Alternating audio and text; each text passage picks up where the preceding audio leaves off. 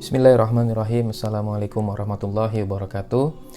Alhamdulillah kita berjumpa lagi pada season 2 episode 1, yaitu pembahasan ringkasan buku yang kedua.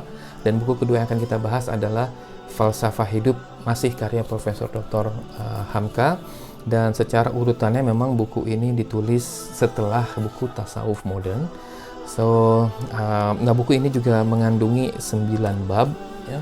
Dan yang akan kita bahas pada episode kali ini adalah bab yang pertama, yaitu judul babnya adalah Hidup, ya. Terdiri dari lebih dari 40 halaman dengan 8 subbab yang pembahasannya terpusat pada topik tentang akal, ya. Buya Hamka memulai dengan kalimat bahwa manusia itu seperti hewan juga, dan membedakan antara manusia dengan hewan adalah akal. Akal yang terdapat pada manusia dan tidak terdapat pada hewan. Kepada akal itulah bersandar segala perkara yang wajib dia lakukan dan yang wajib ia tinggalkan. Bagi hewan, yang dirasakannya semata-mata kelezatan perasaan kasar saja. Dikejarnya kelezatan itu dengan tidak menimbang dan berpikir terlebih dahulu. Jadi yang diikuti oleh hewan adalah insting. Dia tidak tahu apakah hal itu benar atau tidak, ya. Apakah akan memberi impact di masa yang akan datang atau tidak. Sedangkan bagi manusia, akallah yang menjadi penjaga agar tidak menjadi seperti hewan atau lebih buruk dari hewan. Banyak sekali ungkapan dalam Al-Quran juga bahwa manusia itu bisa menjadi seperti hewan dan lebih buruk daripada hewan.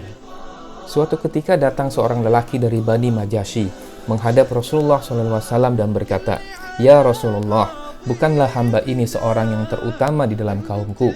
Kemudian Rasulullah SAW menjawab, "In kana laka aqlun falaka fadlun, wa in kana laka khulqun falaka muru'atun, wa in kana laka malun falaka hasabun, wa in kana laka tuqa falaka dinun." Jika engkau memiliki akal, maka engkau menjadi yang utama di lingkunganmu. Dan jika engkau memiliki akhlak, maka engkau akan mendapatkan rasa hormat. Dan jika engkau memiliki harta, engkau akan mendapati orang-orang menurutimu. Dan jika engkau memiliki takwa, maka engkau akan memiliki agama. Maka kembali bahwa dengan akal itu manusia dapat memikirkan besar nikmatnya yang diterima dari Tuhan, sehingga dirinya terhindar dari kehinaan seperti hewan atau bahkan lebih buruk daripada hewan. Hanya saja akal pada setiap orang itu berbeda-beda, sebagaimana perbedaan pada fisikal mereka. Dan lantaran akal ini pula lah adanya perbedaan antara manusia di dalam keinginannya, di dalam cara mempertimbangkannya atas suatu hal, dalam perasaannya dan cara pandangnya dalam hidup atau worldview seseorang. Akal menyuruh manusia menjaga dirinya dan mengatur peri kehidupannya. Jangan meniru orang lain sebelum difikirkan dengan betul apakah yang ditiru itu akan sesuai dengan dirinya. Maka kalau ingin meniru, kata Buya Hamka, bukan lantaran sekedar suka saja, tapi pertimbangkanlah baik dan buruknya. Lalu siapakah orang yang berakal itu? Buya Hamka di sini memberikan pemaparan. Orang berakal adalah orang yang mendapatkan inayah dari Allah Subhanahu wa taala atau pertolongan dari Allah Subhanahu wa taala. Siapa saja yang mendapatkan inayah ini, ianya lebih kaya dari para bilioner di dunia ini. Kenapa? Karena uang datang dan pergi. Pangkat atau jawatan naik dan turun. Namun kekayaan akal berupa ilmu, hikmah, budi bahasa, keinsafan dan sebagainya itu tidak akan meninggalkan diri.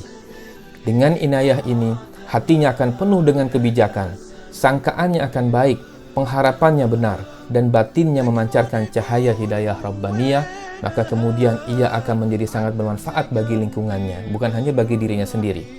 Sebagai sebuah contoh dari mempergunakan akal, ya, diriwayatkan tentang kejadian sebelum perang Badar terjadi, ya, dikutip oleh Buya Hamka di sini, ya, dari buku Ibnul Qayyim.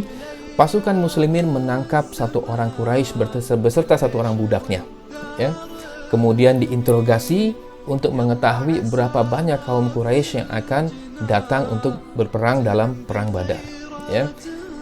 Mereka enggan memberitahu berapa banyak pasukan musyrikin Quraisy yang ikut datang, ya, dengan alih-alih membantu kafilah dagang Abu Sufyan, ya. Lalu Rasulullah menanyakan berapa banyak mereka memotong unta dalam sehari. Jadi intinya kedua orang ini tidak mau memberitahu berapa banyak yang datang, ya, kaum Quraisy, ya, untuk menuju ke wilayah Badar, ya. Tapi Rasulullah punya cara lain untuk mengetahui berapa jumlah mereka. Ditanyakannya berapa banyak unta yang dipotong dalam sehari selama masa perjalanan dari Mekah menuju lokasi Badar itu, ya. mereka sekedar mengatakan bahwa ya, budaknya itu menjawab 10 ekor sehari dipotong. Maka Rasulullah SAW kemudian mengatakan para sahabatnya, mereka tidak kurang dari 1000 orang. Mengapa? Sebab 1 ekor unta cukup dimakan untuk 100 orang. Lalu apakah buktinya seseorang itu berakal atau tidak? Buya Hamka mengutip pendapat beberapa hukama yang intinya, kalau boleh diringkas, ya, mengatakan bahwa bukti orang berakal itu adalah perkataannya yang tidak sia-sia. Jadi ia meninggalkan perkataan yang sia-sia. Falyaqul khairan aw liyasmut. Ya.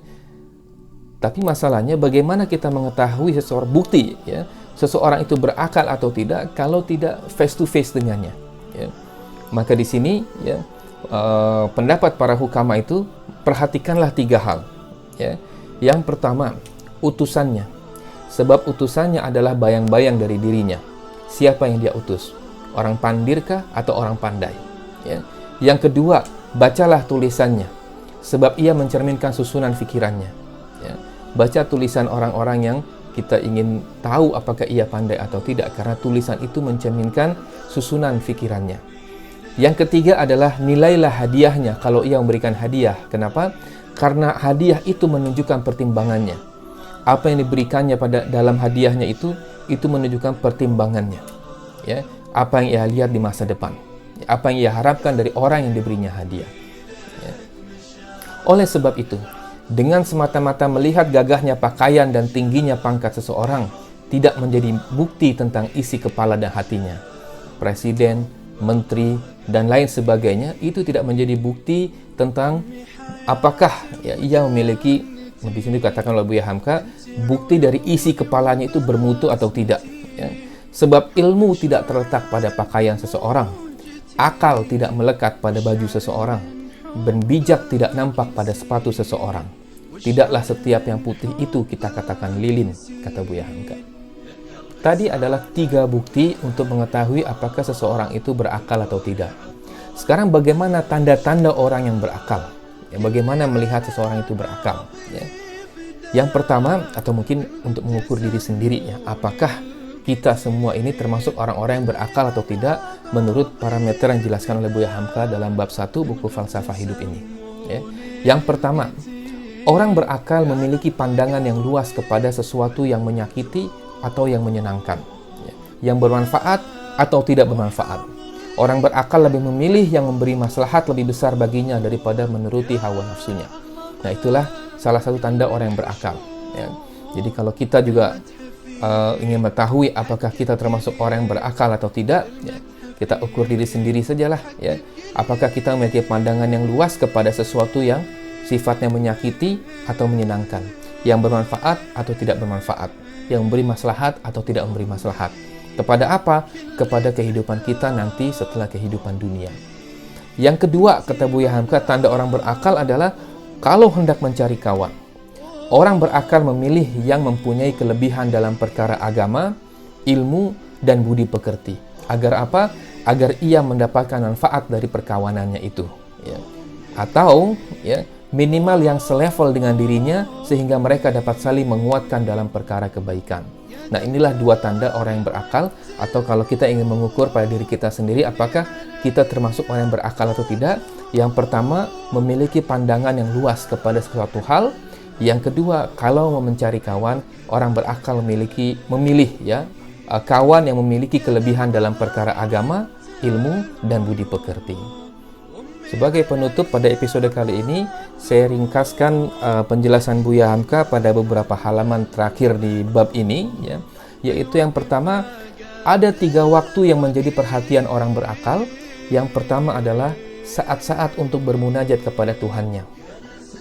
Yang kedua adalah saat-saat untuk melakukan muhasabah, menilik dirinya sendiri. Dan yang ketiga adalah saat-saat membuka rahasia dan keaiban diri kepada sahabatnya untuk mendapatkan nasihat dari mereka. Tawassaw bil haq, tawassaw bis sabr. Ya. Jadi waktu untuk bermunajat kepada Tuhannya, waktu untuk melakukan muhasabah, dan waktu untuk membuka rahasia dan keaiban diri kepada sahabatnya. Keaiban diri, bukan keaiban orang lain, ya. Kepada sahabatnya untuk mendapatkan nasihat dari mereka. Nah, ini adalah 3 waktu yang paling menjadi perhatian orang yang berakal. Ya. Dan 3 hal yang menjadi kerinduan orang-orang yang berakal, kata Buya Hamka. Yang pertama adalah saat-saat untuk mencari persediaan bekal di hari kemudian. Ini selalu dirindukan oleh orang yang berakal. Dan yang kedua adalah saat-saat untuk mencari kelezatan bagi jiwanya, ya, bagaimana jiwanya bisa terpenuhi keperluannya. Dan yang ketiga adalah saat-saat untuk menyelidiki arti hidup. Ya, ini adalah 3 saat yang menjadi kerinduan orang yang berakal. Waktu-waktu untuk menyediakan bekal, ya, waktu-waktu dia beramal soleh. Yang kedua adalah waktu-waktu untuk mencari kelezatan bagi jiwanya ketika ia bersendirian, ya, bermuhasabah, ya, merenungi dirinya. Dan yang ketiga adalah saat-saat untuk menyelidiki arti hidupnya ketika ia membaca, pergi ke library, ya, membaca tulisan-tulisan karya orang lain, ya, untuk menyelidiki arti hidup, ya, dan untuk mencari kelezatan bagi jiwanya, ya.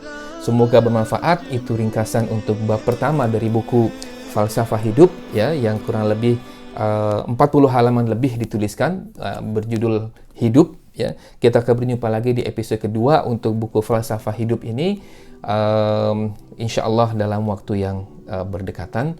Wallahu a'lam bishawab. Billahi taufik. Wassalamualaikum warahmatullahi wabarakatuh.